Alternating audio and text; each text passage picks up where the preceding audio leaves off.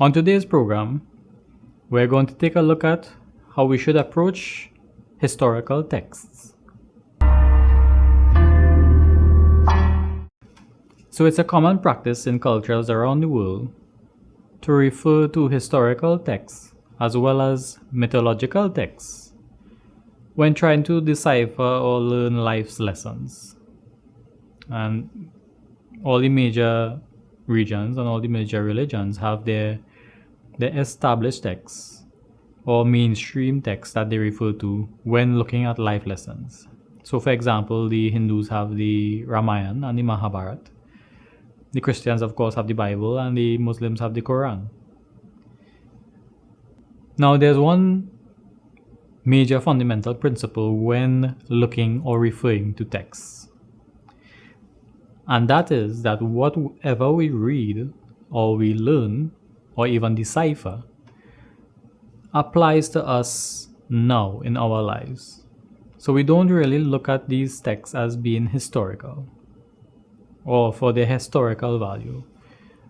We refer to these texts purely based on what can I take from this book or this passage or this scripture that applies directly to my life in a way that's beneficial to me.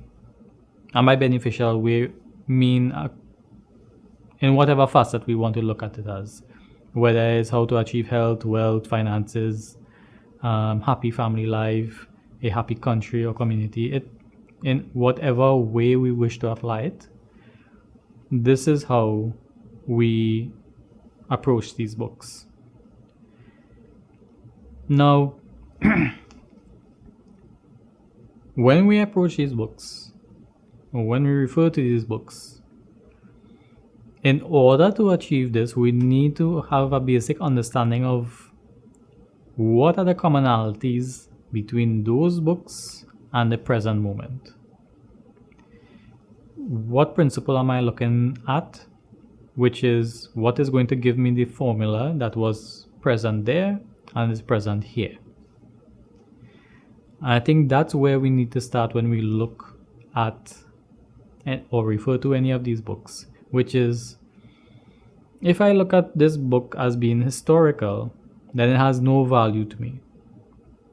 Because historically, the event occurred way in the past, very long ago, so I could easily dismiss it as that was the way it was back then. It's different now. Technology is different. People are different. There are a whole set of reasons that you can give, or a person can give, for dismissing these texts, whether it's historical texts or mythological texts.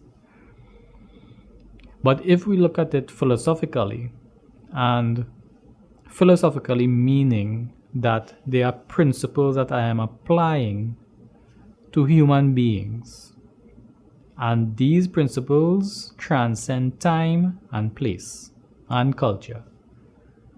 And what does this mean is simple, that there is a truth that was present then that still applies now. So it is impossible to look at these books, these historical books,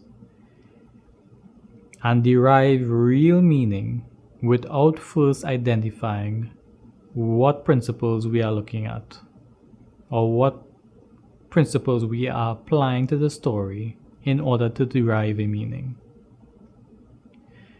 Because we do not know the lives of the individual in these books, the characters, or even if it's, let's say, mythological, whether it was a real person being referred to in the account, or rather a character that was created.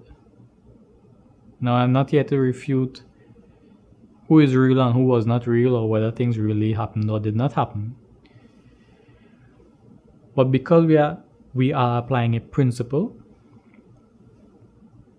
we can derive a teaching from any story.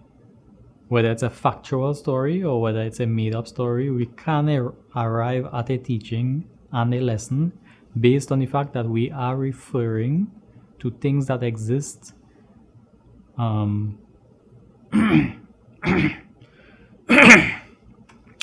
based on the fact that we are applying the teachings to psychological principles that exist. An example could be simply that a person wants to live in an honorable way. And honorable depends on the culture and the norms of the times. So if we look at the way a person approached honorable living, we can apply that to our lives in this time and this age, to live an honorable life in this time and in this age. So I'm not even going to say what is honorable, but if we say that I'm looking, for example, at somebody who, if we say I'm looking, for example, at somebody who achieved a great task in his time or her time, in what way did that person act that was honorable, and how does that apply to me? So it's this approach. It's not this person did this and that is right, so I'm going to do that because they did it. That doesn't make sense, because historically speaking, you don't even know if that is true, if it's factual. You don't know the circumstances exactly. Even if we, in today's modern system, the courts go over evidence for a period of time before coming to a conclusion of what exactly happened in a particular moment or circumstance. So how can we, with very little evidence, decide exactly what happened? So it's impossible. What we do need to look at is the principles. Now, how do we arrive at these principles? Or what are the principles? Or how do we define these principles?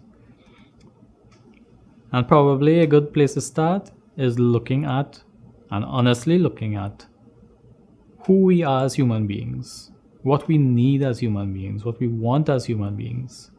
Because in these books we refer to human beings, we refer to people who would have wanted and desired in the same way that we want and desire. So fundamentally speaking, if I want to be happy, I can look at a text or a scripture or a piece of history of somebody who was happy, analyze the information there on how they were happy, what did they do, what was their demeanor, and figure out a formula for being happy. And this is very different than looking at, let's say, for example, somebody who had this amount of wealth and this amount of companions and this amount of assets and did certain activities and say, okay, well, I need to do this and have this and become this to be happy. Is very different, and it's unrealistic, because that's too abstract. It's too abstract to look at an account in a book and try to mimic that account. So this is a major issue I think I'm trying to put forth here, is that when approaching stories and historical accounts and mythological accounts, we are looking at other human beings, and we need to try to figure out, as a human being, what commonalities or what common traits we have as humans, and identify it in the examples we look at. So it's not a blind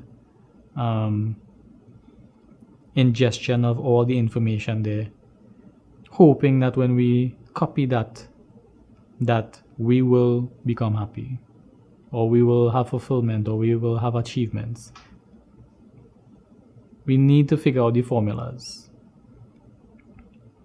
and then put those formulas into practice. And that by itself takes time and great understanding and great learning. So it's not a slow process and it's not a quick process. So then, to say that you've heard a theory or you heard an account of something once and partially, and to decide that this is going to make you happy or this is the right thing to do, seems a bit silly and flawed, simply because if I wasn't aware of the principles as a human being before, how can I know if it's right and how can I know if it'll work? So we really need to spend time figuring out what we need as people and what we want and how does our needs and wants mesh, and then look for examples on what worked and what is right. So this is the thought process on following, looking at history books and looking at scriptures for guidance. We really need to start from a place where we have figured out in ourselves what is common in order to even choose a book to look at or to choose a scripture. Because then I think it helps us from becoming blind to the faults made in those times. It helps us from making the same mistakes that was made in those times that led to calamity and destruction and death. Because the historical accounts and the mythological scriptures also hold stories of those things. So if we only look at it thinking, well, everything there is beneficial, well, then we are really blind in what we see, because there are stories in there as well of great failures and great calamities. So it is in our best interest to look at ourselves first and figure out a bit about ourselves first before referring to outside references for help. So this is my short thought process on looking at scriptures for guidance. So I'm not saying not to look at history or scriptures as guidance. What I am saying is that we need to be aware of our human nature first by introspection before we even begin to look outside for examples. We need to look at ourselves first and our qualities as human beings before we even look at scriptures for guidance and look at history for guidance. Because it may very well be, if we are unaware, that we are looking at the wrong information and we are taking the wrong lessons and applying the wrong things in our lives. Or we are repeating the faults and failures of the past. So this is my short presentation today on the approach to scriptures and the way we approach learning from history. So I just want to thank you for joining me today on Diksha. My name is Omkar, and I will see you next time.